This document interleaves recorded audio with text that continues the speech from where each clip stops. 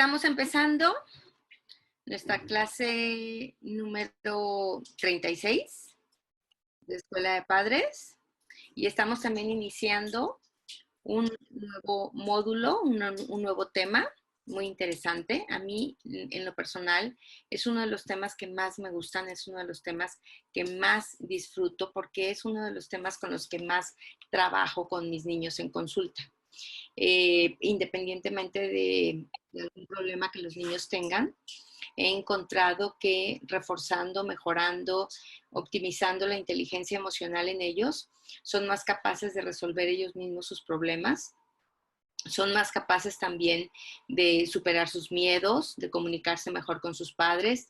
Y también me he dado cuenta que los padres, si tienen alguna inquietud general o si tienen alguna inquietud en común, todos ellos o la gran mayoría de ellos, esa inquietud común es, quiero que mis hijos sean felices, quiero que mis hijos tengan éxito en la vida.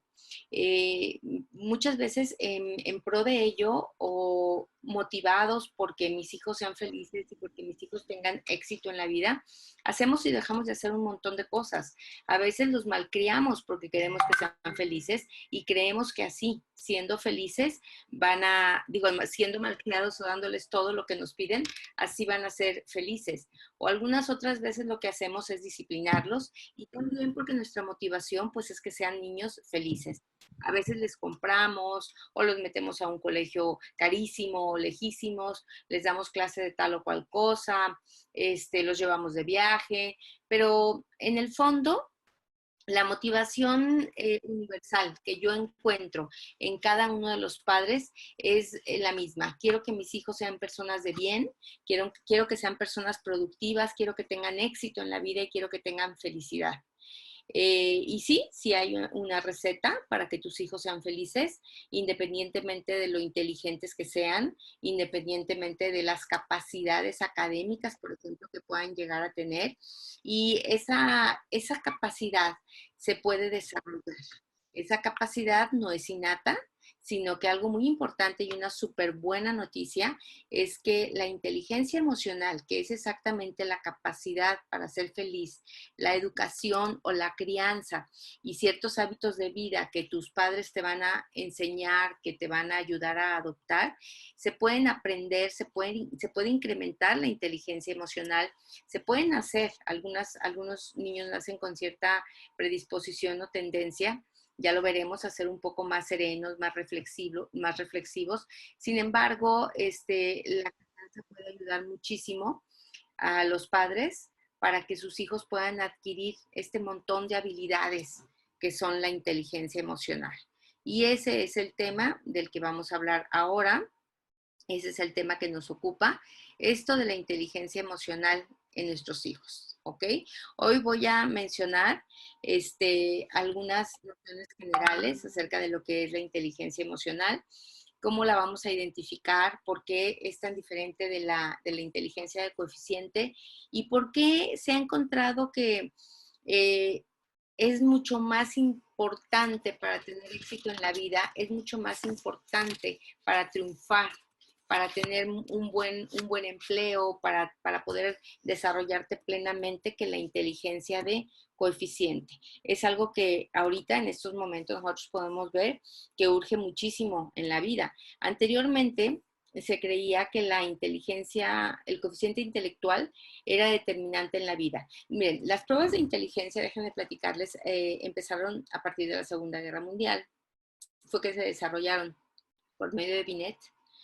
Fue el primero que desarrolló una prueba para medir la inteligencia y cuando nos dimos cuenta que podíamos tener un coeficiente numérico, es decir, un indicador de qué tan inteligente era una persona, pues eso fue como un gran descubrimiento.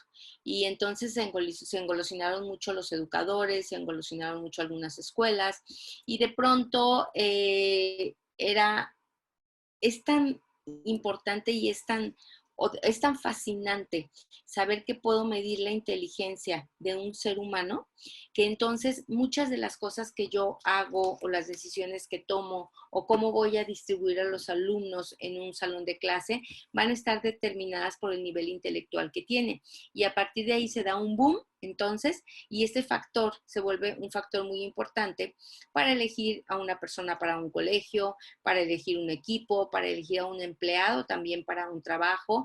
Y fue así como que el famosísimo boom de la inteligencia que de pronto nos lleva a querer generar o crear o educar niños que tuvieran muy altas capacidades, que supieran demasiadas cosas, que estuvieran llenos de aprendizajes, pero con el tiempo nos dimos cuenta, los psicólogos, que solamente un 80% del éxito que tú alcances en la vida está determinado por la inteligencia, que realmente hay otros factores que son mucho, mucho más importantes. ¿Cómo podríamos definir, cómo podría yo definirles la inteligencia emocional?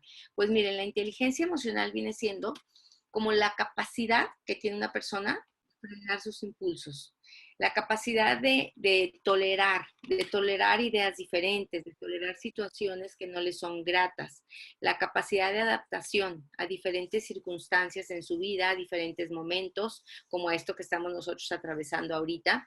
Las personas que están sufriendo menos, definitivamente, son las personas que tienen mucho mayor capacidad de adaptación a esta nueva vida que se nos está planteando en esta época de la pandemia en el 2020. También las personas que tienen tenacidad, persistencia, autodominio, manejo de las relaciones sociales, que pueden llegar a considerarse líderes o bien que, aunque no lleguen a ser líderes, que tienen mucha capacidad para manejar sus relaciones interpersonales. O sea, en resumen, la inteligencia emocional es la capacidad para ser feliz, la capacidad para fascinarte con lo que haces y por lo tanto eso te va a determinar el éxito en la vida. Y después, ya más o menos en la década de los 80, que la inteligencia emocional empieza a observarse, nos damos cuenta pues sí, de que algunos niños, por más que eran muy inteligentes, tenían excelentes calificaciones, tenían unas excelentes notas, sin embargo, no podían reconocer lo que era una conducta buena o una conducta mala. Tampoco podían de pronto desarrollar habilidades como consideración o respeto a los derechos de otros niños, pasaban por encima de todos. Eso les parecía pues, que no les generaba mayores problemas y no tenían como mucha capacidad para poder darse cuenta qué pasa si yo hago esto, cuáles son las consecuencias. Entonces de pronto teníamos un montón de niños alborotadores con mucho problema de conducta en las escuelas, que si bien tenían unas excelentes calificaciones y podían tener o llegar a tener notas altas y podían llegar a tener quizás un éxito académico a la larga, pues no lo tenían. ¿Por qué? Porque su conducta y sus relaciones interpersonales, su poco respeto a la autoridad, su dificultad para seguir las reglas, su impulsividad para tomar decisiones, pues eso definitivamente les dañaba muchísimo. Y niños que habían sido súper inteligentes, cuando pequeñitos se hizo un estudio longitudinal y se vio que cuando adultos, pues no precisamente eran personas muy exitosas en la vida. Algunos sí, algunos eran muy exitosos, pero otros no. Lo primero que como que dio así un brinco de, caray, entonces la inteligencia no te sirve tanto en la vida, o sea, porque estamos acaso nosotros sobrevalorando la inteligencia, fue cuando nos damos cuenta los psicólogos que independientemente del coeficiente intelectual que una persona tenga, independientemente de si se es muy inteligente o se es poco inteligente, los índices de divorcio, por ejemplo, los índices de suicidio, los índices de fracaso laboral o los índices de falta de satisfacción con respecto a tus tareas o a lo que te dedicas en la vida, no difieren mucho si eres muy inteligente que si eres poco inteligente. A lo que voy es, no se divorcian menos las personas que son más inteligentes, no se suicidan menos las personas que son más inteligentes, no eligieron bien un trabajo o una profesión las personas que son más inteligentes. Entonces, bueno, pues nos preguntamos, si esto fuera real, si la inteligencia fuera tan importante, tendríamos que encontrar diferencias estadísticamente significativas en las personas que tienen fracasos en la vida importantes y que tienen una buena inteligencia. O sea, esto debería de ser inversamente. Entonces, hay un estudio que lo demuestra muy claramente y que dice que el coeficiente intelectual solamente va a determinar un 20% del éxito que tú tengas en tu vida. El otro 80% está tristemente o felizmente, no sé cómo lo quieran ver, pero está determinado por otros factores que no tienen nada que ver con la inteligencia. Por ejemplo, es bien importante el nivel socioeconómico en el cual tú te desarrolles. Eso es definitivo. ¿Por qué? Porque un mejor nivel socioeconómico o te da, bueno, codearte con personas que tienen más posibilidades o tener acceso a más facilidades en la vida, te permite desarrollar tus capacidades, te permite descubrir tus talentos, te permite encontrar áreas de oportunidad o encontrar lugares en donde tus talentos puedan ser descubiertos o formas como puedes resolver tus problemas, como puedes incrementar no sé, tus puntos negros o tus áreas de oportunidad, etcétera, ¿no? Siempre, a mí me encanta siempre poner el mismo ejemplo y siempre digo, ¿qué hubiera sido de Lorena Ochoa si Lorena Ochoa nace en el Cerro del Cuatro? Aquí, en Guadalajara, unos kilómetros de diferencia, una chava con muchísimo talento, pero no una chava que tuvo acceso a los campos de golf desde que tenía, no sé, 4 o 5 años, sino una nena que a lo mejor hubiera tenido que ir a la escuela y patear un balón en la tarde y jugar a las muñecas. O sea, definitivamente sí te ayuda mucho tener un buen nivel socioeconómico en relación al éxito que tú tengas en la vida. Eso me parece pues a veces un poquito triste, pero es una realidad. ¿Sí? Otro determinante son las oportunidades que vienen a tu vida y que es eso de estar en el momento justo, en el lugar justo o bien con la persona correcta o con la persona adecuada. Y se dice mucho, ¿no? Las oportunidades tocan a tu puerta pocas veces. Hay personas que las dejan ir. ¿Por qué? Por miedo, por falta de confianza, por falta de seguridad en sí mismas. Sin embargo, hay personas que aprovechan muy bien estas oportunidades. Muchos éxitos en la vida se han dado porque te cruzaste con una persona importantísima en la vida que te conectó con algo que es importante y que te cambió la vida, o probablemente porque te topaste con un libro, o te topaste con un conocimiento, o te topaste con una experiencia, y esa experiencia te dio la oportunidad de cambiar o te dio la oportunidad de hacer algo que ahora te hace muy, muy feliz. Y aquí con respecto a las oportunidades, pues yo siempre he dicho, lo importante para tus hijos es que no se cierren a las oportunidades, que se abran muchísimo a las oportunidades, que sean personas que no le digan que no a una experiencia de estudiar en el extranjero, a una experiencia de conocer a alguien, de probar algo nuevo, de tomar una clase diferente, de un colegio nuevo. ¿Por qué? Porque tú no sabes en dónde y en qué momento esas oportunidades te van a brincar en la vida. Otra parte que es mucho más importante que el coeficiente intelectual es entonces el coeficiente emocional. El coeficiente emocional te ayuda muchísimo más. ¿Por qué? Porque tomas buenas decisiones en la vida, porque manejas mucho mejor tus relaciones interpersonales y eso te ayuda a posicionarte mejor. Al manejar mejor tus relaciones interpersonales, pues eso te ayuda muchísimo a llegar más lejos.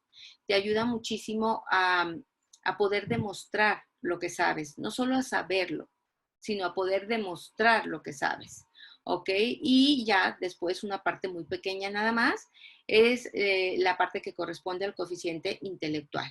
Entonces, pues si nos damos cuenta, deberíamos estar mucho menos preocupados porque nuestros hijos sean tan buenos en matemáticas, aprendan tantos idiomas, no sé, aprendan sobre planetas o dinosaurios o equipos de fútbol y tengan así como cantidades grandísimas de información y deberíamos de preocuparnos un poquito más porque desarrollan habilidades de la inteligencia emocional. Eso sería el tema. Pues bien, lo que el mundo definitivamente está reclamando ahorita no es inteligencia. De hecho, se han hecho se han hecho pruebas o las mismas pruebas de inteligencia demuestran que el coeficiente intelectual ha mejorado mucho en los últimos años. ¿Por qué? Porque la vida de hoy, la sobreestimulación, la educación que ha mejorado muchísimo más, ha hecho que la mayoría de los niños ya tengan una inteligencia que es muy superior a la media. Casi todos los juguetes, los materiales con los que los niños juegan ahora, los avances educativos, las computadoras, etcétera, todo esto nos ayuda muchísimo a tener un pensamiento abstracto que antes era muchísimo más difícil desarrollar. La escuela era sobre temas muchísimo más concretos. Mientras que ahora incluso la globalización te ayuda a tener un pensamiento mucho más abstracto, a imaginarte y a poderte transportar a otros lugares imaginando ciertas situaciones. Se manejan mucho más cuestiones simbólicas desde el kinder, por lo tanto, aproximadamente en 30 puntos se ha incrementado la inteligencia con respecto a los niños de antes. Que en 30 puntos se haya incrementado la inteligencia, eso quiere decir que un niño que antes tenía un coeficiente intelectual de 100 y era considerado como un niño normal, de inteligencia normal o media, pues ahora nosotros sabemos los psicólogos que cuando tienen una inteligencia de 100, en realidad está en una ligera desventaja con respecto al resto de los niños de su edad. ¿Por qué? Porque muchísimos niños tienen coeficientes intelectuales de 120, 127, 128. De hecho, la educación estatal está muy dirigida para niños con coeficiente intelectual de 100, 100 108, 110, pero la educación bilingüe o la educación de alto rendimiento o programas educativos mucho más intensos, demandan una inteligencia un poco más alta en los niños y por lo tanto no es raro hoy encontrar niños que tienen coeficientes intelectuales superiores. Y sí, este es un absurdo porque cada día hay niños más inteligentes, sin embargo, sorprendentemente, la vida o el mundo están reclamando, están necesitando personas que tengan mucho mayor inteligencia emocional, no únicamente mucho mayor inteligencia de coeficiente. ¿Por qué? Porque de pronto vemos que hay niños muy inteligentes, pero que tienen muy poca capacidad empática, que tienen muy poco dominio sobre sí mismos, que pueden verdaderamente agredir a otros niños o lastimar a otros niños. Entonces, bien, pareciera como que hoy en día, y todos lo sabemos, las emociones parecen estar fuera de control. Y las emociones a todo nivel, no únicamente hablo de las emociones de los niños, ¿eh? O sea, las emociones de los adultos, las emociones de los políticos, los crímenes son como cada vez mucho más crueles, cada vez son no sé, más duros y más dolorosos y cada vez son más generalizados este tipo de eventos. Entonces, nuestra vida diaria está impregnada de estos sentimientos fuertes de arrebato y arrepentimiento. Y pasa mucho, por ejemplo, dentro del hogar. Pasa mucho con ustedes, que son mamás y que son madres amorosas y que son, algunas de ustedes tienen carrera, son muy inteligentes o no tienen carrera, pero confío en que son muy inteligentes y muchas veces ustedes mismas son presas del arrebato al rato pues están arrepintiéndose y su vida diaria está continuamente de que pues tengo un arrebato de enojo, de coraje con mis hijos y de pronto les grité horrible, me siento súper arrepentida o de pronto puedes decir es que fui muy intolerante, es que no pensé el castigo que di, etcétera. Y ese tipo de cosas, obviamente pues denotan una falta de dominio sobre sí mismo, una falta de compasión, una falta de empatía, una necesidad urgente que tenemos los seres humanos de conectarnos con otros seres humanos a un nivel empático, a un nivel plenamente humano. Y lo que nos hace plenamente humanos es la conciencia de nosotros mismos y la empatía y la consideración, la compasión. Eso es lo que se supone que nos hace plenamente humanos y eso es lo que hoy en día pues está como que muy raro de ver, ¿no? Y también sucede que Ha habido muchísimos adelantos tecnológicos. La tecnología, bueno, o sea, ¿qué les cuento yo? Aquí estamos conectados cada uno en sus propios hogares de una manera casi mágica que yo no termino de comprender cómo lo podemos hacer en el mismo momento, simultáneamente, en directo. Es impactante. La economía se supone que ha avanzado muchísimo y bueno, la economía ha avanzado tanto que podría de no haber, no sé, corrupción y ciertas cosas, podría abastecer a todo el mundo. La ciencia ha aumentado mucho, tanto en los viajes espaciales como en el conocimiento del cerebro, del funcionamiento, del hígado, el riñón, de la absorción. En todo esto hemos aumentado muchísimo, se ha ido para arriba la curva. Sin embargo, ¿qué ha crecido también? Han crecido muchísimo los divorcios, ha crecido mucho la criminalidad, los índices de criminalidad, ni qué decir, pero bueno, cuando yo era chica no digo que no había robachicos, no digo que no había secuestradores, quizás sí lo sabía. Yo me acuerdo muy bien, siempre lo cuento, la primera vez que oí la palabra secuestro, que fue para mí inolvidable, porque le pregunté a mi papá, ¿qué es un secuestro? ¿Qué quiere decir un secuestro? Me explicó el caso de esta chava, que fue el primer secuestro sonadísimo a nivel mundial, se me fue ahorita el nombre. Yo no lo podía creer. Yo decía, a ver, es que ¿cómo te puedes robar a una persona? O sea, te puedes robar un llavero, te puedes robar un lápiz muy bonito de un compañero, pero, o sea, una persona no. Y yo ya estaba bastante grande, tanto como que me acuerdo perfectamente en dónde estaba y qué estaba haciendo y me acuerdo que ya casi andaba de novia, ¿no? Ya andaba queriendo noviar. Eso era algo mucho más raro, ¿no? Andábamos solos en la calle, los pequeños. Había mucho menos depresión. La depresión hoy en día es una verdadera pandemia. La depresión afecta a una gran cantidad de la población, a personas cada vez más jóvenes. Hay muchos niños con depresión hoy en día, adolescentes con depresión, y bueno, ni qué decir de la depresión y ansiedad que cargan o cargamos de pronto los adultos, ¿no? Hay también más suicidios. Entonces el tema es, a ver, ¿cómo te explicas tú que con tan buena capacidad intelectual pueda de pronto haber tan baja capacidad emocional, tan pobre capacidad para manejar tus emociones, para manejar tus impulsos, para elegir qué es lo que quieres y qué es lo que no quieres en la vida?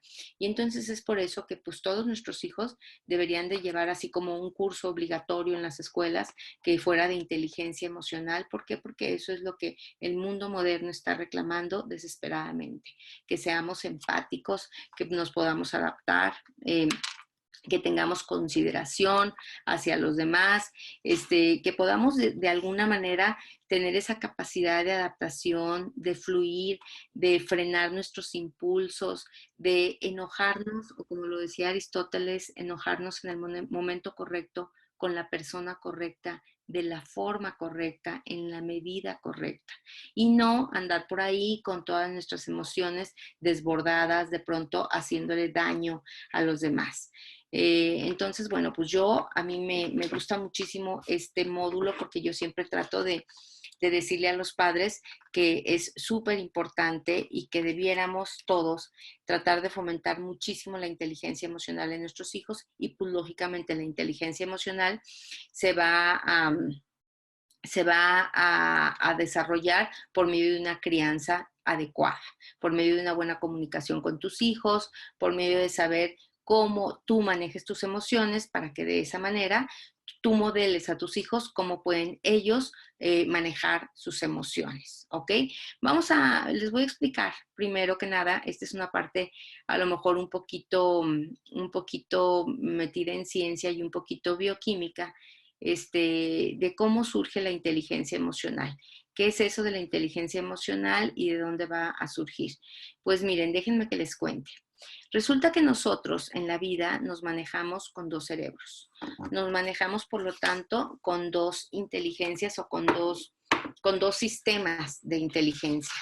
Tenemos una mente que es nuestra mente racional, que es la que le llamamos neocórtex. El neocórtex es la última capa del cerebro, es la parte que cubre completamente al cerebro, es la última capa filogenética que se forma. Es decir, cuando se va formando un individuo, de acuerdo al nivel de desarrollo ontológico que ese individuo que ese ser va teniendo, pues no es lo mismo una lagartija que un elefante, que un delfín, que un ser humano. Y eso lo va a definir el número de capas que tiene en el cerebro. ¿Por qué? Porque a medida que se aumentan más capas en el cerebro, se aumenta mucho más neocórtex. Nosotros tenemos entonces, esta mente que es el neocórtex, que es la mente racional, que es la mente analítica, la parte intelectual del razonamiento abstracto, y tenemos una mente emocional. Esa mente emocional está en lo que llamamos el sistema límbico. El sistema límbico es la parte que está en el centro del cerebro, en la parte como el huesito, sería como la parte más central. Si me atraviesan un alambre por aquí y un alambre por aquí, pues sería donde cruzan los alambres porque es la parte que está justo en el centro. Y el sistema límbico está formado por una serie de partes que son, por ejemplo, la amígdala, el tálamo, el hipotálamo, la hipófisis, el hipocampo, todas están por aquí repartiditas, ¿ok? Bien, pues nuestra personalidad, nuestros recuerdos, la manera como nosotros interpretamos los estímulos que vienen del exterior, definitivamente el ser como somos de tranquilos, de explosivos, de serenos, de curiosos, tener muy buena memoria para ciertas cosas o no, digamos la personalidad o la forma como somos depende de esta parte, de la parte emocional del cerebro. Y lo que sabemos, nuestra inteligencia, lo que aprendemos, lo que memorizamos, lo que podemos enseñar, nuestras respuestas intelectuales, nuestra capacidad de tomar buenas decisiones, de razonar, etcétera, están en esta parte última que es el neocórtex. ¿Y qué es lo que va a hacer entonces nuestra inteligencia emocional? Pues nuestra inteligencia emocional no va a ser otra cosa más que la forma como se relacionen o la forma como se conecten estas dos partes de nuestro cerebro, que es el neocórtex y el sistema límbico. Y eso nos va a dar a nosotros una precisión, una forma muy congruente, por ejemplo, de funcionar en la vida. ¿Ok? Bien, pues miren, resulta que el sistema nervioso está formado diferente en diferentes personas y de alguna manera se ha formado primero por un proceso pues natural, porque así naciste, así es tu arquitectura cerebral, que de pronto hay personas que pueden tener un neocórtex que pueda vetar un poquito más los impulsos del sistema límbico y de pronto hay personas que tienen un neocórtex que tiene mucho menos conexiones nerviosas y que entonces expresa o se deja llevar o se deja dominar por todos los impulsos del sistema límbico. Aquí en la parte del neocórtex es donde nosotros podemos anticipar las consecuencias de nuestros actos. Es donde nosotros podemos darnos cuenta si lo que vamos a hacer nos conviene o no nos conviene. Aquí nosotros sabemos lo que queremos hacer, lo que nos da el impulso, la necesidad de hacer.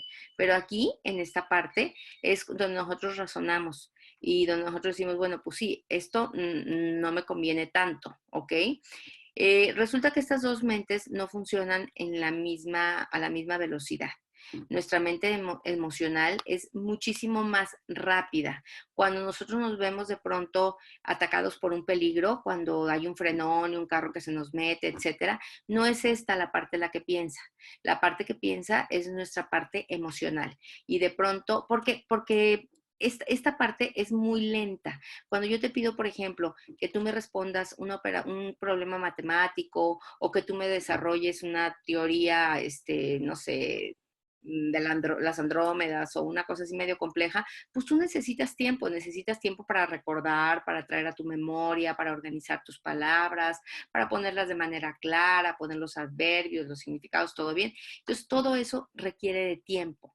Pero cuando yo te pido que hagas una respuesta rápida, por ejemplo, sale un perro ladrándote en Tapalpa cuando venías caminando a las piedrotas, entonces sale el perro ladrándote y tú inmediatamente esta parte del cerebro va a secretar sustancias que te hacen actuar de inmediato y tú no piensas nada, lo único que haces es que das dos dos trancadas y de dos trancadas, ¡pum!, te brincas una bardita de piedras que había y estás del otro lado. Y no pensaste nada, ni de quién será el perro, ni de qué color, a qué velocidad puedo correr, cuánto me debo impulsar para yo poder brincar esas dos piedritas que están ahí y estar del otro lado, de quién será el perro, agarro un palo, lo asusto. Claro que no. En momentos dificilísimos de nuestra vida, cuando nos vemos atacados por el peligro, cuando sentimos que algo muy grave nos puede pasar, ahí en ese momento lo que responde automáticamente es nuestra mente emocional, nuestro sistema límbico. ¿Por qué? Porque ahí es donde está nuestra intuición.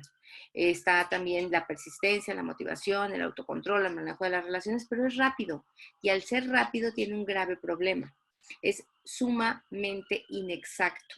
O sea, de pronto puede suceder que alguien llega y te saluda por atrás o te pone el hombro y pues tú volteas y le das una cachetada y te das cuenta que es un buen amigo, una buena amiga, tu pareja, qué sé yo. Entonces, pues reacciona rápido, pero cuando se equivoca muy feo y la puede regar. Sin embargo, esta parte es muy lenta, pero se puede equivocar menos o tiene menos capacidad de equivocarse. ¿Por qué? Porque tiene mucho más información, ha acumulado mucho más información. Y de pronto hay como una lucha entre responder de manera rápida o analizar, detenerme, poder tomar una decisión de qué es lo que me conviene, qué es lo justo, etcétera. Es por eso que las personas que tienen constantemente arrebatos emocionales son personas que están mayormente dominadas todo el tiempo por el sistema límbico. Y bueno, claro que después cuando lo que tú hiciste lo razonas con tu parte prefrontal, que es donde están los valores, que es donde está el juicio social, donde está el juicio crítico, donde puedes juzgarte a ti mismo y darte cuenta cómo te has comportado, cómo has respondido, pues te das cuenta que la regaste. ¿Por qué? Porque tienes un radar que es sumamente excitable. Y como los dos no pueden funcionar al mismo tiempo, pues resulta que cuando se enciende el cerebro emocional, cuando de pronto la parte de la amígdala te manda señales de ataque, señales de que estás en peligro, pues nos volvemos tontos. Cuando estamos nerviosos, solemos hacer cosas que después pues nos da pena o nos resultan estúpidas. Alguien puede aprenderse muy bien una conferencia, una plática, y de pronto cuando estás frente a un público exigente, frente a un público nuevo o desconocido, o pues te da el pánico escénico y en ese momento pues empiezas a decir tonteras, no te acuerdas, lo ensayaste quizás, o traes tus notas o tus apuntes o lo que quieras, pero te puedes enmudecer completamente. Y esto es exactamente lo que les pasa a algunos alumnos que son muy ansiosos. Pueden tener todo el conocimiento de una materia aquí en la parte de su neocórtex. Sin embargo, en ese momento esta parte no puede funcionar. ¿Por qué? Porque está apagada, puesto que esta parte del cerebro está encendida. Aquí el secreto es, ambos cerebros funcionan y se relacionan, pero no pueden funcionar simultáneamente ambos cerebros. Está dominando uno o está dominando el otro. Y cuando nosotros desarrollamos nuestra inteligencia emocional, lo que vamos a hacer es que vamos a establecer las suficientes conexiones neuronales entre el sistema límbico y nuestra neocórtex como para que se puedan comunicar rápidamente y nosotros podamos dar respuestas mucho más acertadas, respuestas muchísimo más correctas, ¿ok?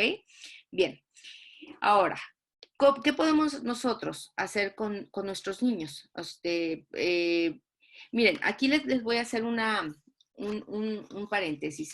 A mí me han pedido muchas veces que por qué no doy un taller de inteligencia emocional para niños. Y de pronto tengo padres que después de que escuchan este tema o esta conferencia, me dicen, oye, a mí me encantaría que juntaras un grupo de niños y que le dieras una plática sobre inteligencia emocional.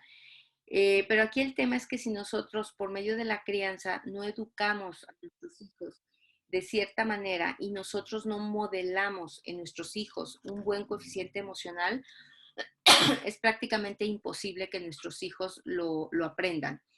Tú puedes mandar a tu hijo todos los martes de 5 a 7 a un curso o un taller de inteligencia emocional. y tu hijo aprende a conocer sus emociones, a, a, mm, a dominarlas quizás, aprende ciertas habilidades, aprende a motivarse. Ya vamos a ver de una por una cuáles son las habilidades de la inteligencia emocional, de una por una cuáles son y cómo se incrementan, ¿no? Sin embargo, si tu hijo durante 2 horas adquiere este conocimiento, pero llega a tu casa y cuando llega tú en ese momento estás fuera de ti y lo regañas terriblemente y reniegas y le gritas y lo insultas porque entró con los pies todos enlodados y entonces le baja su autoestima y lo mandas castigado, bla, bla, bla, bla, bla. Todo lo que el niño pudo aprender en ese momento se viene abajo. ¿Por qué? Porque tiene unos padres que no modelan comunicación, que no modelan autoobservación, que no modelan la resolución de problemas, que no modelan la tolerancia o la empatía o la paciencia. Y entonces, pues, la verdad es que ¿para qué hacer un curso de inteligencia emocional para niños cuando se los voy a entregar a la salida a padres que tienen un coeficiente emocional muy bajo? Yo siento que eso no es rentable. Bueno, rentable puede que sea, pero eso no es satisfactorio para mí, puesto que los niños llegando a casa pueden perder todo lo que han ganado en un curso de inteligencia emocional. Lo mejor y donde yo he visto que los niños realmente sí adquieren muchas habilidades es cuando tenemos padres que pueden controlar su cerebro emocional, cuando tenemos padres que son menos irritables, que son mucho más adaptables, que no son tímidos o animan a sus hijos a no ser tímidos, que se comunican adecuadamente con ellos, que son mucho menos volubles, que tienden a no solo comprender a sus hijos y a evitar sentimientos negativos, sino también que superen muchos de los problemas que tienen en la vida, como que utilizan muchas circunstancias de la vida diaria como mentor, como maestro. Es decir, a ver qué pasó hoy y por qué pasó y cómo te sientes y qué podrías hacer la próxima vez. Hay padres, por ejemplo, que le dan a sus hijos cosas nuevas, cosas diferentes y esto les ayuda mucho a los niños a hacerse mucho más adaptables, mientras que hay padres que les gusta mucho lo rutinario, lo constante, lo de siempre, evitan que sus hijos tengan conflictos o que sus hijos tengan problemas y bueno, pues de esa manera no les están ayudando a que superen sus propios dramas emocionales, a que flexibilicen su cerebro, a que su ánimo se vuelva un poquito más alegre. Con los niños con los que hay que trabajar un poquito más es con los niños que son desde muy pequeñitos, niños sumamente irritables o niños que van a tener como circuitos nerviosos mucho más excitables. Yo sé, y algunos de ustedes me han dicho que, bueno, que sus niños desde muy pequeñitos, y esos son los grandes niños maestros, los que me mandan más mamás a escuelas de padres, porque de pronto hay papás que dicen, ay, escuela de padres, ¿como para qué? Si la crianza es algo muy fácil, mis hijos son tranquilos, serenos, juegan quietecitos. Yo conozco niños que pueden jugar 3 horas o 4 horas, los hermanitos en un cuarto de juegos, sin entrar en conflicto, sin pelearse, sin gritarse, sin que haya un drama y mamá dice, a ver, ahora sí, todos a bañar, vámonos, marchando a bañar, y los niños se vienen marchandito a bañar, etcétera. ¿Por qué? Pues porque son niños un poquito más nobles, ¿no? Más adaptables, se adaptan a jugar, se adaptan a compartir, se adaptan a llevar uno u otro rol del juego indistintamente, pero con los que nosotros definitivamente tenemos que trabajar más no es con los niños que son tan alegres, sociables, positivos, que tienen circuitos nerviosos mucho más estables, porque estos niños tienen demasiadas conexiones ya en sus circuitos nerviosos, tienen demasiadas conexiones entre su amígdala y su sistema límbico, pero a algunos niños su naturaleza no les ha dado tantas conexiones y es con ellos con los que tenemos que trabajar muchísimo. Son niños que desde pequeñitos se muestran mucho más irritables, mucho más poco adaptables, mucho más tímidos, ansiosos, negativos.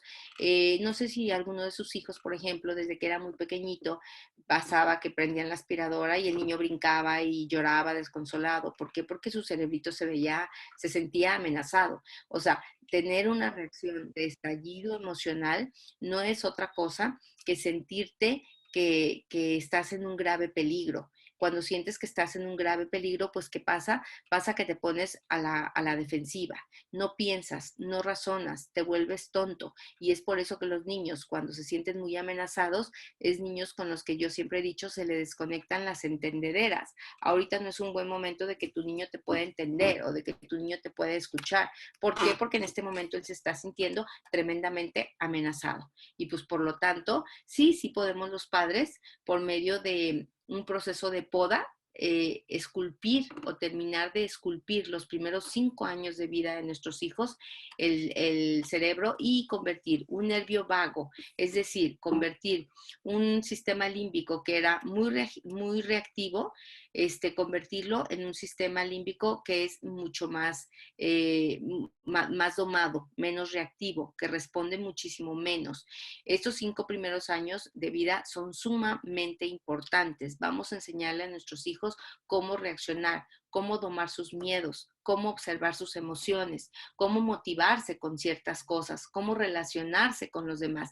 Es por eso que yo me exaspero tanto y estoy tan en contra del tema de los iPads y los Wiis y todas estas cosas, porque los primeros 5 años de vida te relacionas con el mundo, con las reglas reales que el mundo tiene. Las reglas que tienen los aparatos electrónicos no son las mismas reglas que tenemos los seres humanos o las personas.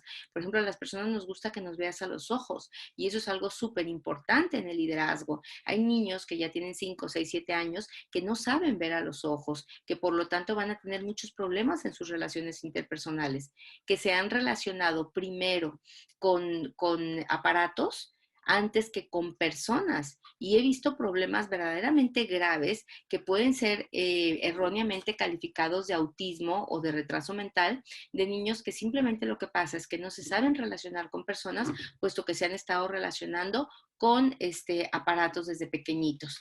Pues miren, ¿qué vamos a hacer nosotros por medio del proceso de poda? En el proceso de poda les decía que el cerebro va a perder algunas conexiones neuronales que son menos utilizadas, las que no sirven, no se usan, no, el niño no está utilizando esas conexiones, pues bueno, ¿qué pasa? Que se van a perder, se van no se van a hacer circuitos sinápticos fuertes. ¿Sí? Mientras que otras neuronas, otros caminos neuronales que se utilicen con mucha frecuencia, ahí se van a crear circuitos sinápticos muy fuertes, prácticamente se van a convertir en respuestas automáticas y de esa manera nosotros podemos cambiar el tono del nervio vago de nuestros hijos. A ver, ¿a qué me refiero? Un nervio vago, me voy a tomar un poquito de tiempo en explicarlo porque probablemente muchos de ustedes no saben qué es el nervio vago y cuál es su relación que tiene con el corazón, con la amígdala, etcétera, etcétera, y por qué es importante tener a un niño que tenga muy buena tonificación de su nervio vago. Resulta que nosotros tenemos un nervio que se origina en la parte central del cerebro, que es donde está toda la parte emocional, el sistema límbico, y se llama vago. Está muy fácil. ¿Por qué? Porque recorre todo el cuerpo. Ese nervio llega hasta la punta del dedo gordo del pie.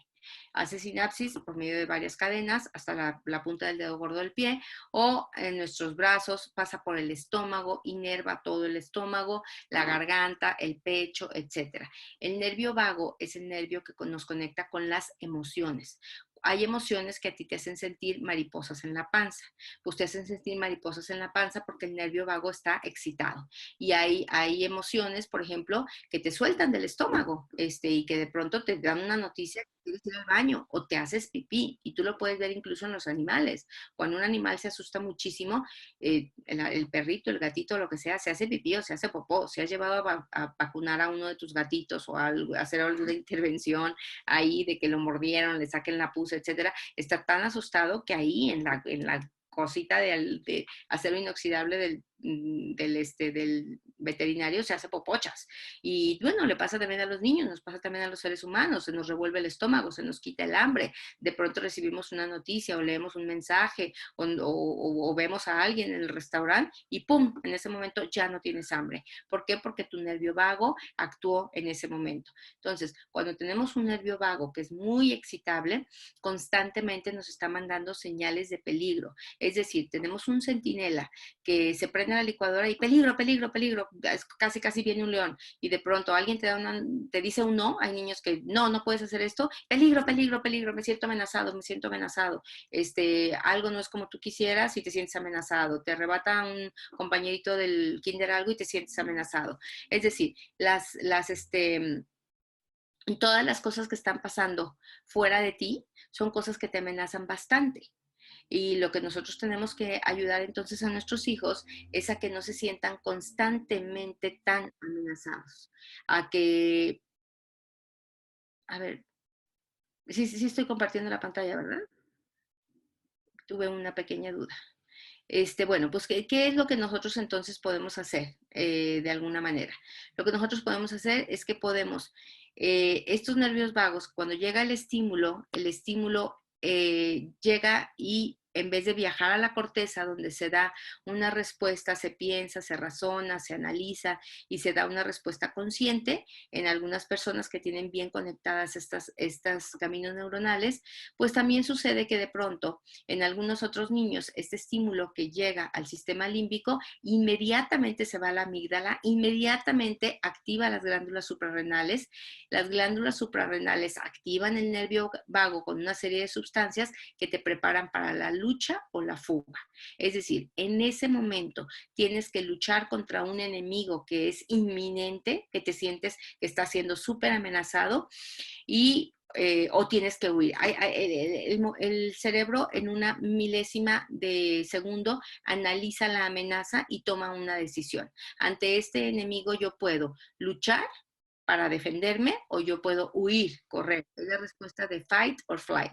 ¿Qué es lo que debo hacer? Pero rápido. Esta respuesta automática es sumamente defectuosa, les decía yo. ¿Por qué? Porque está basada en memorias y en acontecimientos pasados, que usa mucho el método asociativo. Es decir, a ti una vez te ladró un perro y enseguida te mordió y te agarró del pantalón y esto te impactó tanto que quedó muy marcada la imagen en tu memoria, aquí en la parte de la memoria del sistema límbico, y a partir de entonces, cada vez que ladra un perro, tú sientes el mismo miedo, la misma ansiedad, la misma angustia, como si fueras a ser ladrado. No importa que sea un cachorrito, no importa que sea el perro de tu mamá, que lo conoces de toda la vida. Entonces, bueno, pues, ¿qué es lo que pasa? Que son respuestas súper inexactas. De la manera como reacciona el nervio vago, eso va a depender qué tan buena es nuestra inteligencia emocional. Entonces, ¿qué pasa con nuestros hijos? Que cuando nuestros hijos nosotros les ayudamos a que ellos se den un minuto y puedan generar conexiones interneuronales para que puedan analizar sus respuestas, para que puedan serenarse, para que puedan autocontenerse, para que puedan aprender otras cosas que no sean únicamente golpear cuando me siento amenazado o únicamente llorar cuando me siento agredido. Nosotros vamos a generar conexiones neuronales que se van a hacer cada vez más rápidas, cada vez más automáticas. Y si antes la tendencia que tenía el individuo era de que llega un estímulo y se tiene una conexión, una reacción fuertísima y una respuesta automática, bueno, así como se generan los caminos en una carretera, que un camino que se transita poco es un camino lleno de piedras, un camino lleno de matorrales, que pues, te cuesta mucho trabajo transitarlo porque casi nadie transita por ahí. Así de lenta es la conexión cuando tenemos que mandarlo a nuestra neocórtex. Pero ¿qué pasa? Que si de pronto eso se da una y otra y otra y otra vez, si tú una y otra vez enseñas a tus hijos a que piensen, a que razonen, a que se serenen, a que guarden el impulso, a que respeten una regla, etcétera, este camino neuronal se va a hacer en automático. ¿Por qué? Porque el cerebro apenas está aprendiendo. Es exactamente lo mismo que pasa con tu celular. Cuando tú escribes en tu celular aprende cosas y después resulta que las escribe en automático. A mí, cuando voy a poner mi dirección, yo pongo acu y inmediatamente me dice acueducto. Y cuando voy a poner la palabra escuela de padres, pongo ESC y inmediatamente me dice escuela de padres. O sea, mi teléfono ha aprendido mi idioma, lo que yo más escribo y los caminos por los que yo más voy y me los sugiere porque ya los tiene en automático. Si tú a tus hijos les enseñas a que utilicen esos caminos neuronales y que los conviertan en automático, pues lógicamente vas a poder tener niños que incrementen mucho más su inteligencia emocional. Ok, perdón. ¿Cómo desarrollamos entonces la inteligencia emocional? Bien, pues les decía yo que algunos niños nacen con un cerebro emocional un poquito más desarrollado, mientras que otros niños hay que trabajar más arduamente con ellos. ¿Y de qué va a depender? Bueno, dependiendo de los autores van a determinar o a creer o a tener la creencia de que depende de algunas cosas como la conexión, como les explicaba yo anteriormente, la conexión a ciertos circuitos nerviosos, y que eso los hace un poco más serenos, un poco más alegres, o la conexión rápida con otros circuitos nerviosos que los hace más inestables, más llorones, más con ese sentirse amenazado. Pero sin embargo, nosotros como padres podemos cambiar el temperamento. ¿Qué podemos hacer? Podemos esculpir el cerebro de un niño. Esos primeros 5 años de vida que yo les decía, que son tan importantes, ¿qué es lo que yo voy a hacer? Bueno, voy a entrenarlo a que mi hijo poco a poco vaya suprimiendo la actividad del nervio vago y vaya siendo un niño que puede controlar mucho más su sentimiento de amenaza. ¿Por qué? Porque el sentimiento de amenaza le afecta muchísimo a los niños. Primero lo que tengo que hacer es que tengo que darme cuenta cuáles son las cosas que a mi hijo le hace falta aprender, dominar. Cuáles son las cosas en las que él necesita mejorar. Quizás sea en autocontrol, quizás sea en valentía, quizás sea en tomar riesgos, quizás sea en relaciones interpersonales, porque no se le dan mucho las relaciones interpersonales, quizás sea en comunicación o en asertividad. Yo me puedo dar cuenta si mi hijo es un niño sereno, adaptable, positivo, atrevido, es sociable y por lo tanto pues tiene circuitos nerviosos más estables. ¿Qué quiere decir esto? Que tiene una amígdala mucho más tonificada, que no se siente tan fácilmente amenazada. O tengo un niño que es muy irritable, que desde pequeñito muestra enojo o muestra rebeldía ante ciertas reglas, ante ciertas cosas, que es poco adaptable, que le cuesta mucho cambiar de hábitos, de rutinas, que es un niño muy tímido, que no se va con nadie o que se siente muy amenazado con personas desconocidas, que es voluble, que a lo mejor entra en tensión con un animal, con un insecto, es más ansioso, quizás sea mucho más negativo y eso lo notamos ya cuando habla, porque siente que cosas malas o terribles pueden llegar a pasar. Y entonces estoy frente a un niño que tiene un circuito nervioso mucho más excitable. Y ahí tengo que darme cuenta entonces que tengo que tonificar un poquito su amígdala. ¿Para qué? Para que pueda gozar un poquito más de la vida. Miren, lo que yo me he encontrado que sucede es completamente lo contrario. Es decir, cuando yo tengo un niño que es muy sociable, que es muy sereno, que es muy adaptable, los padres pues se ponen muy a gusto y echan concha y entonces pues el niño aguanta todo, entonces le dan muchas experiencias, de repente lo hacen sufrir y dicen, no hombre, él aguanta y son como un poco más estrictos en que te comas la sopa o un poco más estrictos en que ándale, tócale al animalito, no te hace nada, y de pronto tenemos papás que son un poco más autoritativos o un poco más autoritarios cuando los niños son un poquito más serenos y más estables. Y bueno, está bien, porque a un niño que ya tiene buenas conexiones neuronales, todavía le estamos ayudando a que se adapte un poquito más. De hecho, déjenme decirles que cuando la disciplina es mucho más asertiva o los padres son mucho más autoritativos, pueden evitar que el niño que el niño pierda el coeficiente emocional con el que ha crecido o pueden bien aumentar las conexiones neuronales de sus hijos. Mientras que algunos padres que son sumamente tolerantes pueden ser la causa de que sus hijos tengan pocas conexiones neuronales y pueden ser la causa de conductas provocativas o incluso antisociales en sus hijos cuando son grandes. ¿Por qué? Porque no les enseñaron a alinearse a las reglas, no les enseñaron a ser tolerantes, a seguir un lineamiento, una autoridad, un límite, etcétera. Y pues lógicamente el niño no se hace tolerante y no se hace adaptable. Por eso es bien importante que la disciplina, ahorita vamos a ver. Es grave que un niño tenga un circuito nervioso muy excitable. ¿Por qué? Porque con un circuito nervioso muy excitable, un niño que llora de todo, que no soporta ciertas comidas, que no saluda a los extraños, que se asusta con la licuadora, que se asusta con la aspiradora, que se asusta con los perros, con las arañas, con las abejas, con la noche, con la oscuridad, no quiere dormir solo, no soporta la soledad o el desapego para irse a su camita, no supera las pesadillas, ni el miedo a los gatos, etcétera, etcétera, pues es un niño que constantemente se está sintiendo amenazado.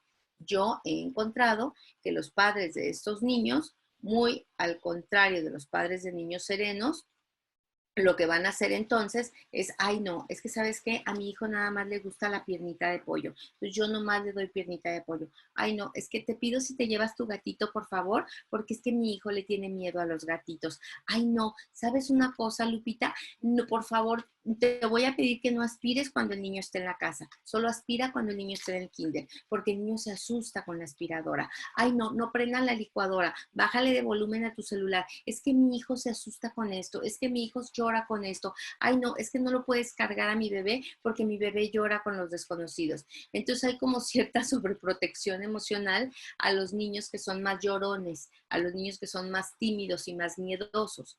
Y esa sobreprotección emocional pues no ayuda a nada, definitivamente. Lo que está haciendo es que está impidiendo que este niño pueda superar sus miedos, puede entender muchas cosas que no comprende, pueda adquirir mucho más habilidades para volverse un niño mucho más atrevido, más sereno, puede aprender a lidiar con ciertos miedos, aprender a lidiar con ciertas situaciones nuevas, ser más flexible y más adaptable.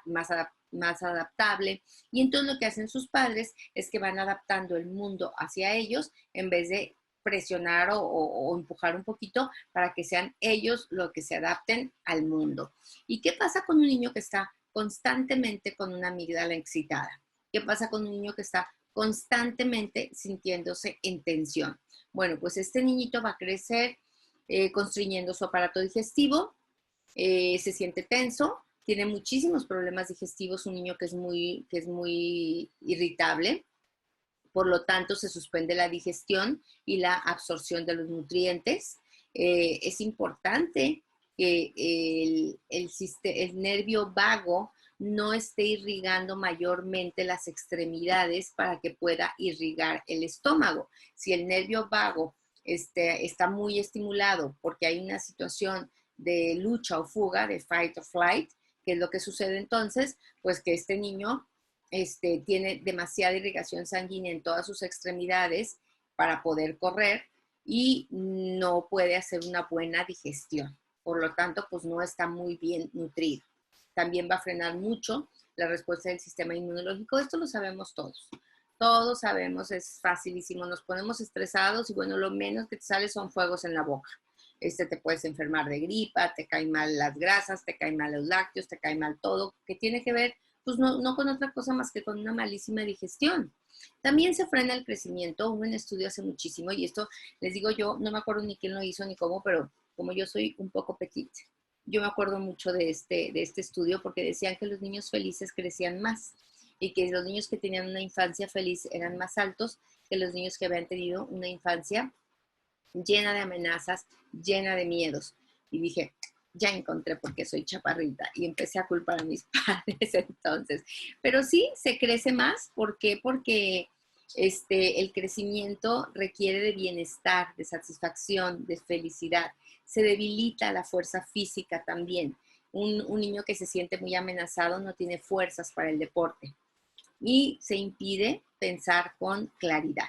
Retomamos. Pues entonces estas son las cosas que podría entrar en peligro. si mi hijo no crece con una amígdala domada, con un circuito nervioso sumamente excitable. Miren, aquí es cuando yo digo, ojalá que muchos de ustedes hayan estado en escuela de padres desde el módulo 1 y si no, no importa. Ojalá puedan retomar desde el módulo 1 porque desde ahí yo empiezo a hablar. Esto va a cobrar mucha importancia cuando hablemos de inteligencia emocional. Y hablo de autoestima y digo, esto va a cobrar mucha importancia cuando yo hable de inteligencia emocional.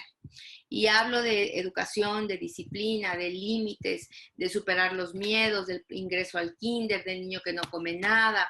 Y siempre repito, y mis alumnas que tuve en presencial me podrán recordar que yo estoy constantemente repitiendo, esto va a retomar muchísima importancia y se van a acordar de mí cuando yo hable de inteligencia emocional, porque aquí es donde todo empieza a tener sentido y donde nos damos cuenta cómo hay ciertos aspectos importantísimos de la crianza que van a tener que ver con que mi hijo sea una personita que desarrolló habilidades que componen la inteligencia emocional. Hablé muchísimo cuando hablé de niños, por ejemplo, de postergar la gratificación. Cuando yo hago que mi hijo postergue la gratificación, que tenga horarios para comer, que tenga horarios para dormir, que no sea un niño que tiene todo en cuanto lo desea, hablé de la curva del deseo, de cómo la curva del deseo va a fortalecer la voluntad y cómo la voluntad es sumamente importante y necesaria para la automotivación y para cumplir con nuestros objetivos en la vida.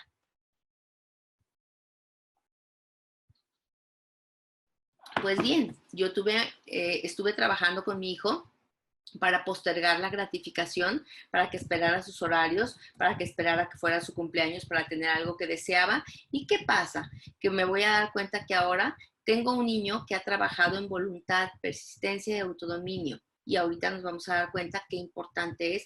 La próxima clase quizás voy a definir esto, lo importante que es la voluntad, la persistencia y el autodominio como una de las habilidades de la inteligencia emocional.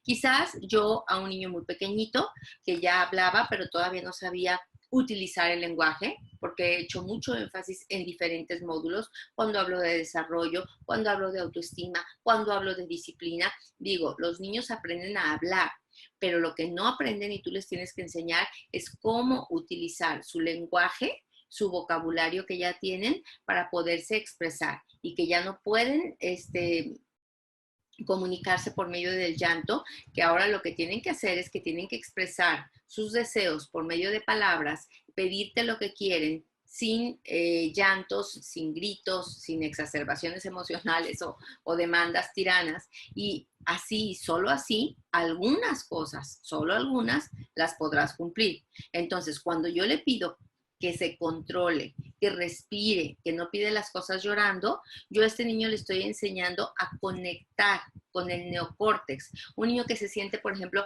que quiere este platito con cacahuates en este caso, y lo quiere, y lo quiere, y lo quiere. Y digo, a ver, las cosas no se piden así. A ver, ¿cómo me vas a pedir? A ver, tranquilo, sereno, respira. Yo a mis nietas dicen, tienen 2 años y ya dicen, las cosas no se piden así. Le dice una a la otra, me encanta.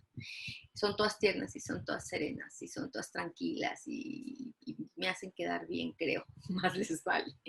Y ya dicen, las cosas no se piden así. Y entonces la otra se calma, se domina y pide las cosas, por favor, de buena manera. Pero ¿qué está pasando en el fondo? ¿Qué está pasando en el cerebrito de ese niño? Está conectando. La parte del sistema límbico está conectándose con la parte del neocórtex. Y mientras más veces se conecte esta parte con esta, esa neurona va a hacer un refuerzo sináptico, es decir, va a hacer su respuesta automática en determinado momento. Entonces, no es solo disciplina, no son solo límites, no es solo comunicación, no es solo control de berrinches, es también inteligencia emocional, ¿ok? Cuando yo estoy poniendo a un niño en time out, por ejemplo, ahora me doy cuenta que estoy ayudándole a elaborar una respuesta racional. Estoy pidiéndole que detenga la parte del neocórtex, la parte del estallido emocional, de la amígdala que le está diciendo, peligro, peligro, tú quieres algo y no te lo van a dar, peligro, peligro, peligro. Ahora lo está deteniendo, está respirando, está oxigenando su cerebro y está elaborando una respuesta racional, que por eso muchas veces en algunos kinders se llama el espacio de pensar, porque cuando estás emocionalmente, ¿cómo se llama?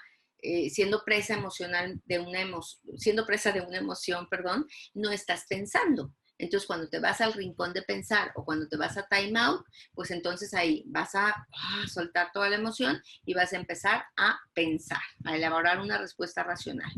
Cuando yo le ayudo a un niño a vencer sus temores, cuando no es de que quiten al gato porque mi hijo le tiene miedo a los gatos, o llévense al perro porque es que mi hijo, ay, ¿qué crees? No soporta a los perros, etcétera, etcétera. Le estoy enseñando a domar la amígdala, autocontrol, es decir, no todas las cosas que te representan un peligro son en realidad un peligro. Algunas cosas puedes conocerlas, reconocerlas y superarlas. Es más, brincar por encima de ellas y darte cuenta que eres mucho más grande o mucho más fuerte que ellas o que el peligro que te representan. Lo estás enseñando a ser valiente, en otras palabras. Cuando tú enseñas a tus hijos a colaborar en casa, porque tienen que hacerlo, porque es parte de lo que tienen que hacer en casa, pues tú estás desarrollando en ellos la empatía y el altruismo. En esta casa ayudamos porque ayudar es lo correcto y porque todos ayudamos y tú tendrías también por qué ayudar. Y de pronto hay lecciones con algunos niños tiranos. Ayer me decía una paciente que su hijo le dice, no, yo no voy a recoger mi plato. No me acuerdo, no era exactamente eso, pero bueno, algo así como, yo no voy a recoger el plato porque yo no soy la muchacha. Y entonces le decía yo, no, no lo vas a recoger porque soy la muchacha, le tienes que contestar. Lo vas a recoger porque eres parte de esta casa y porque todos en esta casa colaboramos.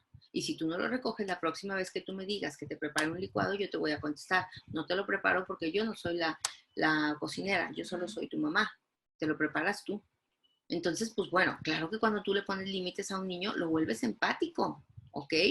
Y el niño crece sabiendo que tiene también que responder, que no únicamente tiene que recibir de la vida, sino que también llega un momento en que tiene que empezar a dar en la vida, ¿ok? Cuando tú tienes con tus hijos una comunicación abierta, cuando platicas con ellos tranquilamente de cómo te sientes, o por qué hiciste esto, o cómo te haces, o qué pasó con tal o cual cosa, o cómo te hace sentir esto que sucedió, o esto que te dijeron, o este fracaso que tuviste, etcétera, tú estás aceptando que tus hijos en primer lugar manejen un muy amplio espectro de emociones y que aprendan a identificarlas, que favorezcan mucho lo que es el autocontrol. Una familia funcional, lo he dicho desde el módulo 1, es una familia que tiene buena autoestima, que sabe identificar sus emociones, que se comunican en el más amplio espectro de emociones. Es decir, una buena comunicación incluye el te amo, te quiero, cómo te admiro y qué orgullosa me siento de ti hoy, como también me lastima lo que hiciste. No sé, me ofendiste, me siento triste, me siento avergonzado por lo que pasó, por lo que vivimos, o me siento desesperado. Entonces, es importante a nuestros hijos enseñarles a hablar de todo. De pronto hay mamás que se preocupan muchísimo porque sus hijos dicen algunas frases que no son bonitas. Bueno, les paso el tip. La mayoría de las frases que no son bonitas, sus hijos las aprenden en las películas de Disney, que ellos sí aprenden los diálogos de una manera impresionante con una o dos veces de verlas, y luego algunas partes de esos diálogos las sacan y las ponen en alguna circunstancia familiar, y los padres a veces se preocupan mucho que de dónde mi hijo sacó esa frase. Ustedes vean con mucho detenimiento películas como Lilo y Stitch o como, no me acuerdo cuáles otras, que son muy lindas, la verdad, me gustan mucho, pero tienen frases de repente de no sé para qué nací, o si no me quieres mátame, y cositas así, ¿no? Pero bueno, los niños de pronto se preocupan mucho los papás cuando dicen, odio a mi hermano, o no hubiera querido que naciera. Y de pronto algunos padres se asustan mucho y dan un castigo fuerte a sus hijos por haber expresado la emoción. Una de las cosas que nos explica la inteligencia emocional, una de las cosas bien importantes que nos explica la inteligencia emocional, es que una cosa es el pensamiento y otra cosa es la acción. El pensamiento no puede ser inadecuado o no debe de alguna manera la emoción de vetarse, porque todas las emociones son necesarias en la vida. Todas las emociones son parte de una gama inmensa que va a ser emociones mucho más complejas. El amor, el odio, los celos, la ira, la ternura, etcétera, se pueden combinar de pronto y pueden generar emociones mucho más complejas y mucho más sofisticadas.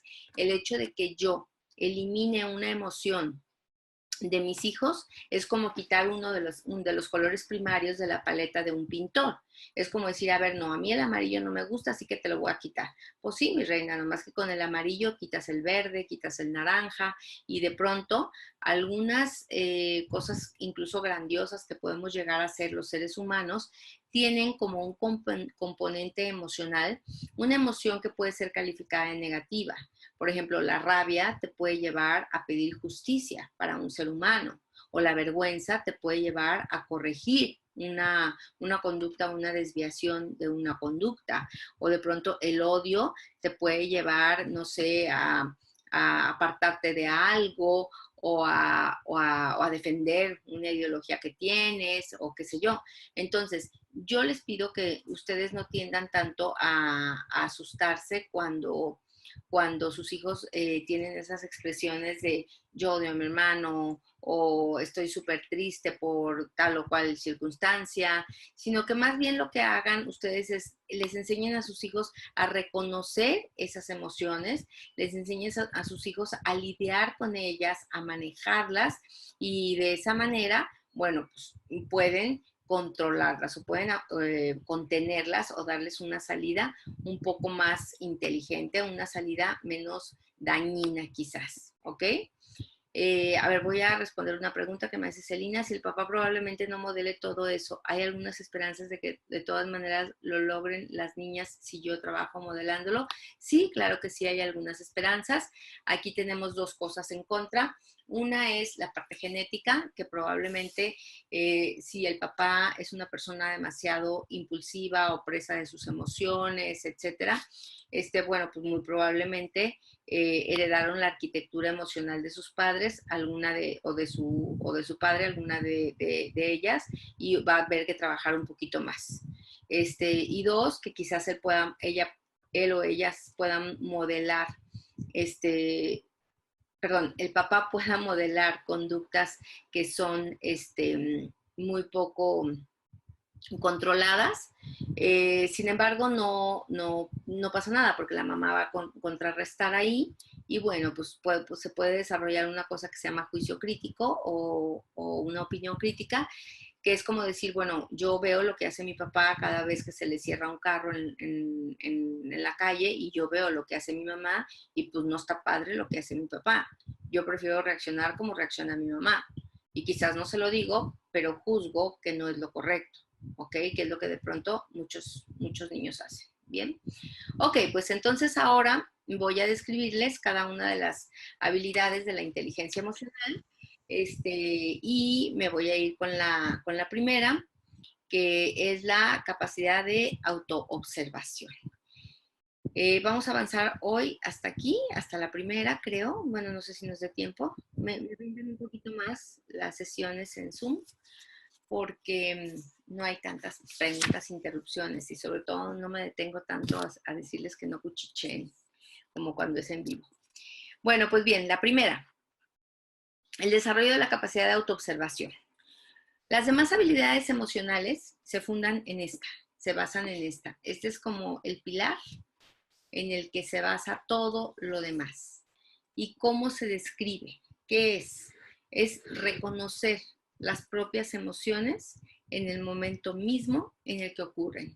Darme cuenta del sentimiento que estoy teniendo, identificar ese sentimiento que estoy teniendo para evitar quedar atrapado en ese sentimiento, tomar conciencia automáticamente de que estoy siendo arrastrado por un sentimiento y de que en este momento quizás no estoy siendo una persona sumamente serena, sumamente consciente. Miren, esta persona que ven aquí es presa de un sentimiento. No puede verse a sí mismo, no puede observarse a sí mismo. Todo lo que ve es hacia afuera.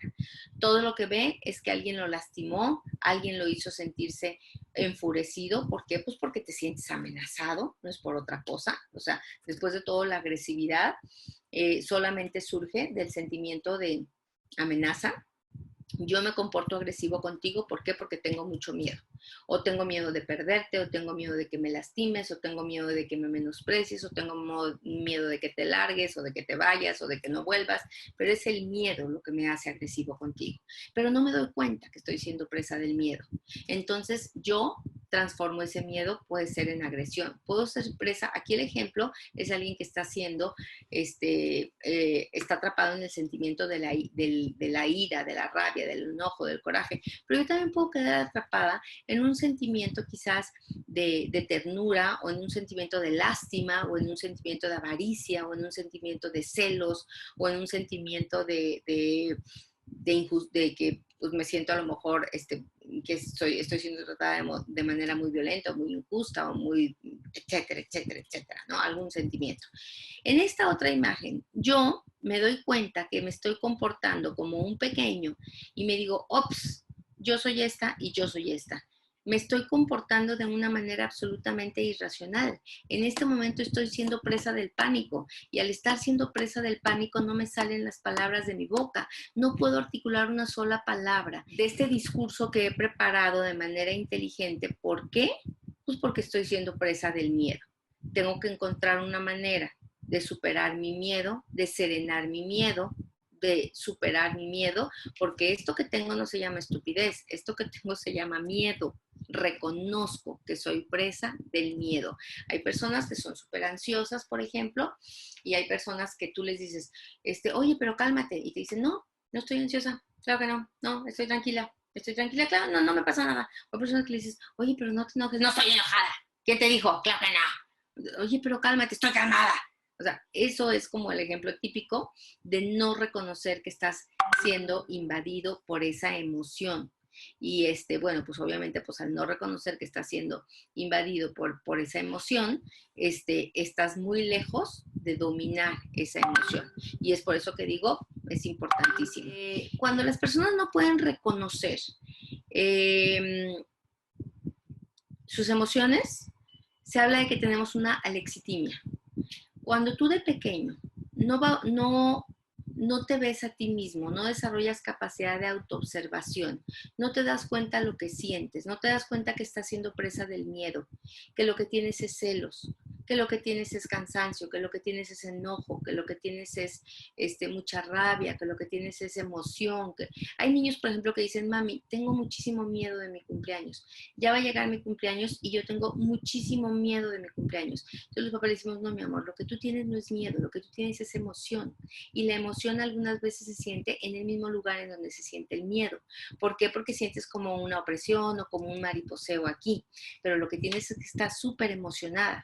De pronto, cuando viene una niña y le derrumba una torre de Legos a su hermanita más grande, que ella es capaz de fabricarlos, y entonces ella se le va en contra de su hermana, bueno, sí, tenemos que detener el golpe, lógicamente, pero lo que le tenemos que decir es, amor, yo entiendo que te sientas frustrada y entiendo que te sientas muy enojada por lo que pasó. Te voy a ayudar a superar esa emoción, y tienes todo el derecho de sentirte frustrada y de sentirte molesta con tu hermana por lo que hizo, pero te voy a explicar. Ella no sabe hacer torres, por lo tanto, el único juego que puede hacer es tirar las torres. Eso es algo lógico. Entonces, platicas con ella y le ayudas a superar su enojo. El enojo no está mal. Lo que está mal es llegar y golpear a la hermana. El tener las ganas de repente de matar a alguien no está mal. Yo siempre pongo como ejemplo, la única diferencia que existe entre yo, Marcela Castillo, y un criminal confeso que está ahorita en Puente Grande porque le quitó la vida a alguien, es la capacidad de autodominio, que la vamos a ver un poquito más adelante. Porque ese sentimiento de te quiero matar por supuesto que yo digo, perdón, mea culpa, por supuesto que yo lo he sentido y mucho más de una vez en la vida. O sea, yo he tenido relaciones de pronto bastante intensas o bastante conflictivas con algunas personas que digo, no manches, o sea, ¿por qué no traía un arma? Pero es que te juro, te quisiera matar. O sea, ¿cómo es posible que me hagas esto? O que me traiciones así, o que me lastimes así, o que me ofendas así.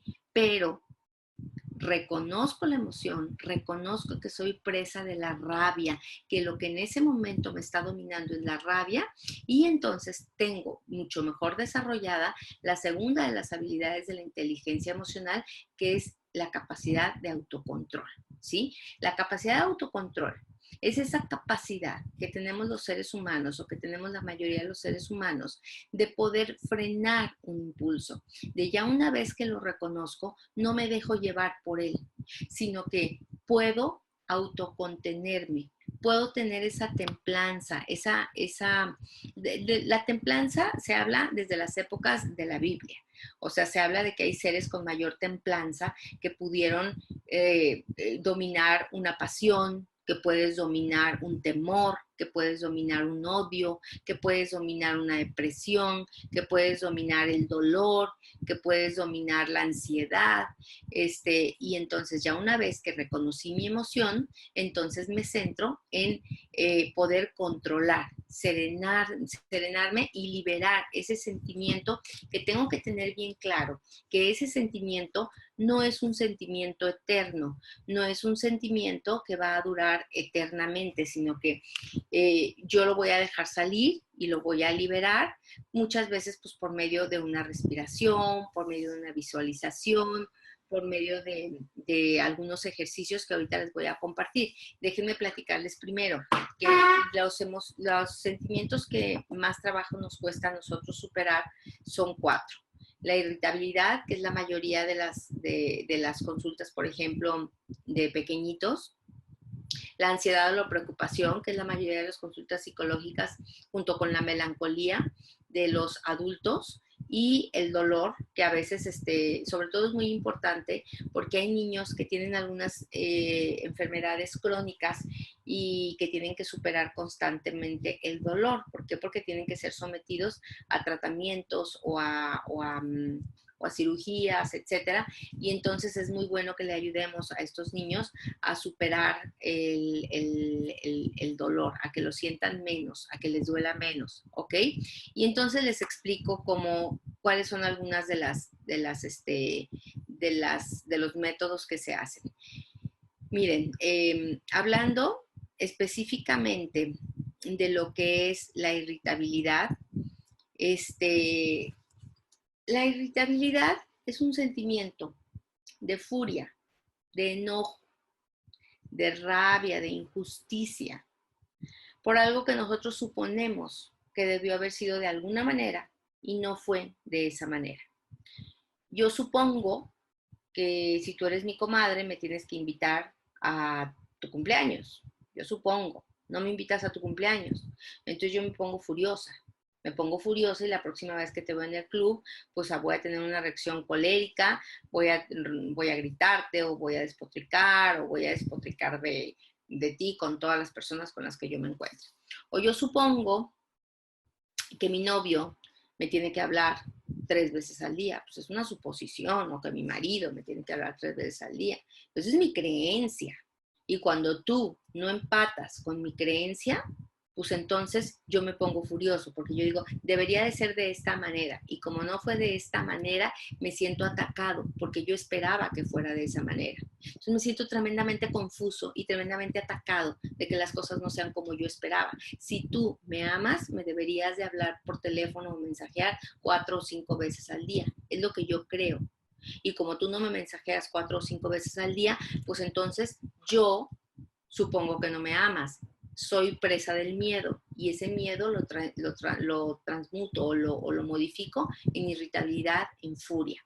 O yo supongo que mi hijo, que tiene a lo mejor 4 añitos, tiene la capacidad perfecta de comer sin derramar, de no tirar el vaso. de recoger sus juguetes, de vestirse solo.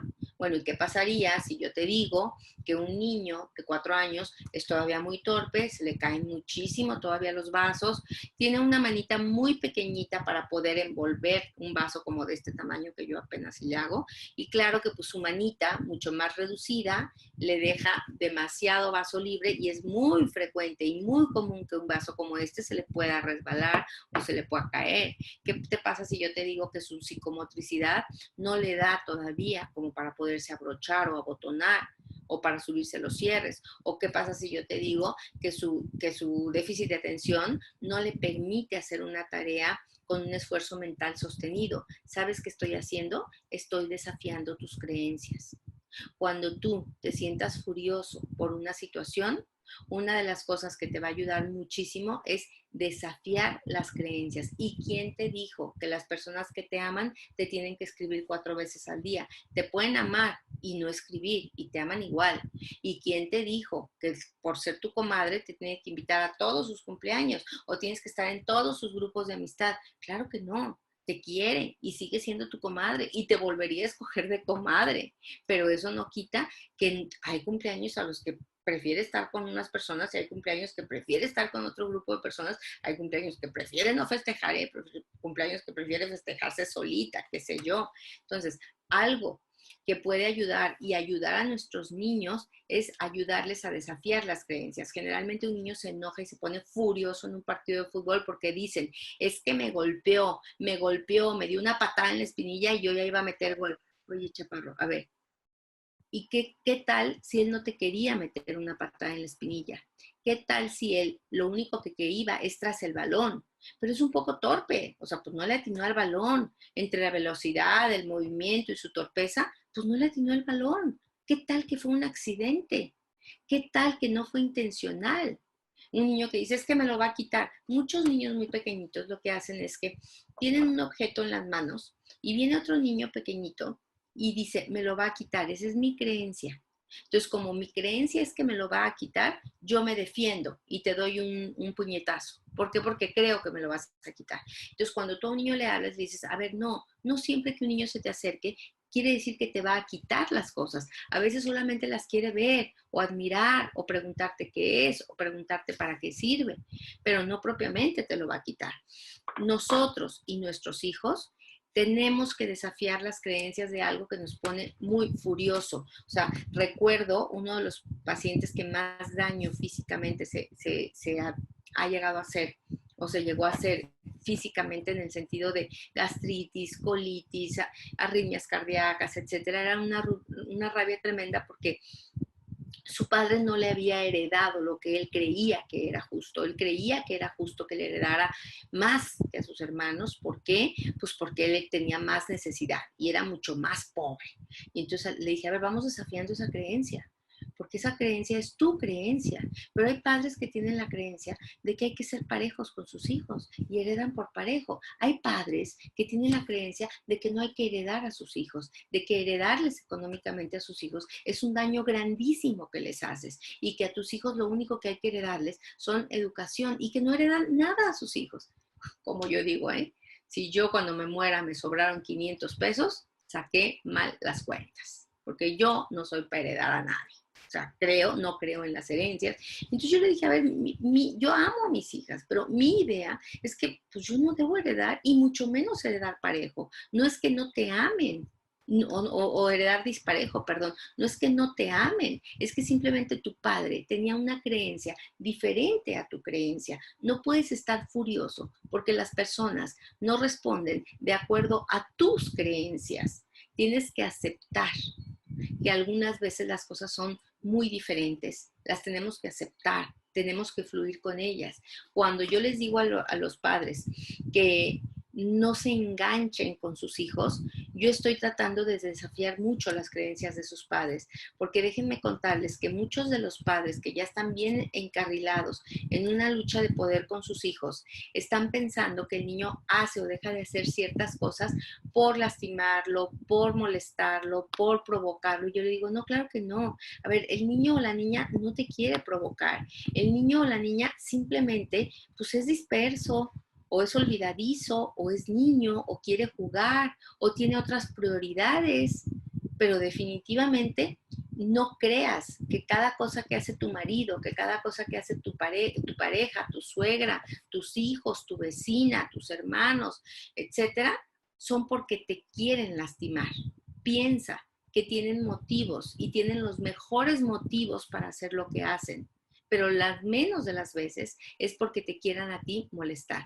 Cuando tú entras, de esto hay mucho que hablar, de esto hay mucha bibliografía, de esto incluso hay cursos, que es maravilloso, y tú a tus hijos desde muy pequeñitos les vas a ayudar mucho si les ayudas a desafiar sus creencias. Las cosas no son así como tú crees.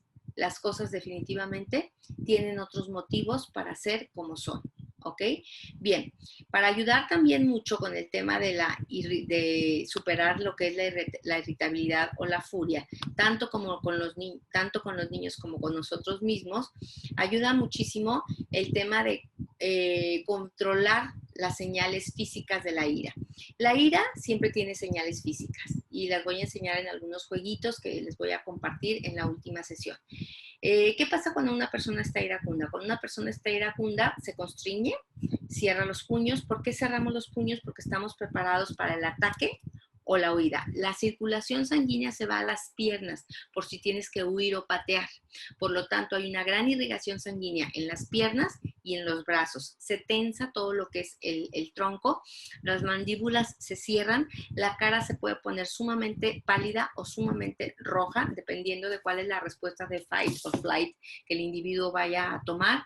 Pero en esta posición, incluso yo bajo un poco mi barbilla y veo a los ojos de mi contrincante y hago una actitud mucho más amenazante, una actitud mucho más agresiva porque estoy a punto de pelear. Y todo esto va a dificultar que haya una irrigación sanguínea correcta en mi cerebro. ¿Por qué? Porque voy a tener todo este cuerpo constreñido y preparado para la lucha o para la fuga y por lo tanto mis pensamientos no pueden ser claros. ¿Y qué pasa cuando mis pensamientos no pueden ser claros? Pues que yo sigo atascado en la ira. En el módulo 1, cuando hablé del desbordamiento emocional en las parejas, cuando tienen una discusión muy fuerte, hablé de que se hacen presas de este sentimiento y es muy necesario desconectarse de ese sentimiento.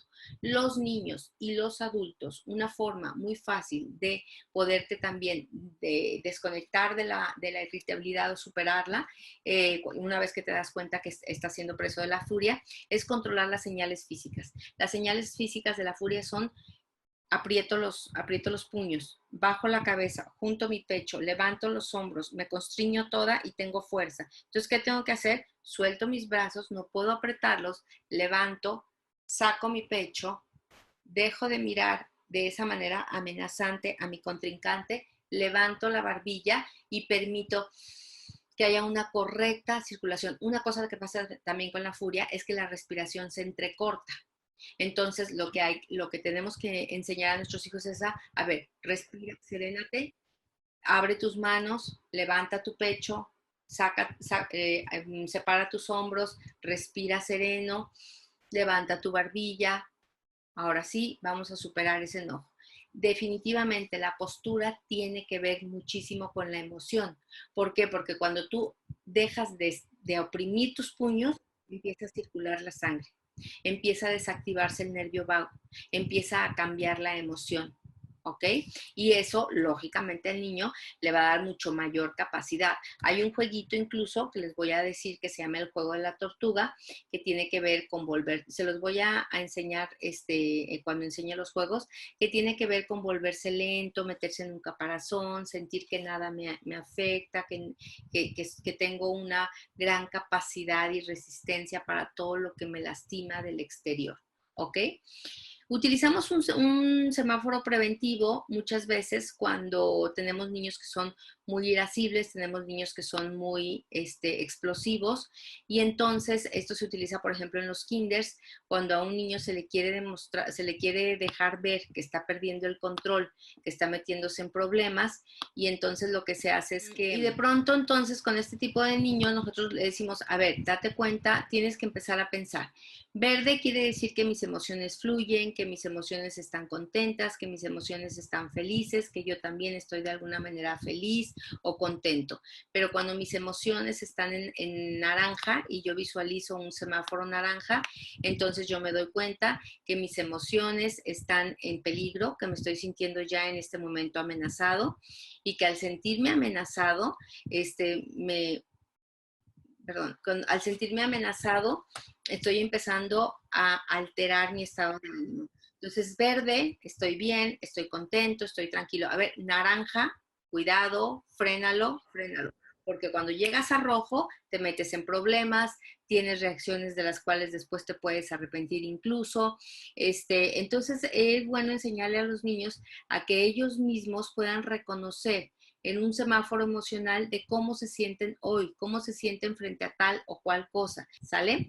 Y vamos a continuar la próxima clase con la ansiedad y la preocupación, cuáles son las formas que tenemos de sobreponernos a la ansiedad y a la preocupación, ¿ok?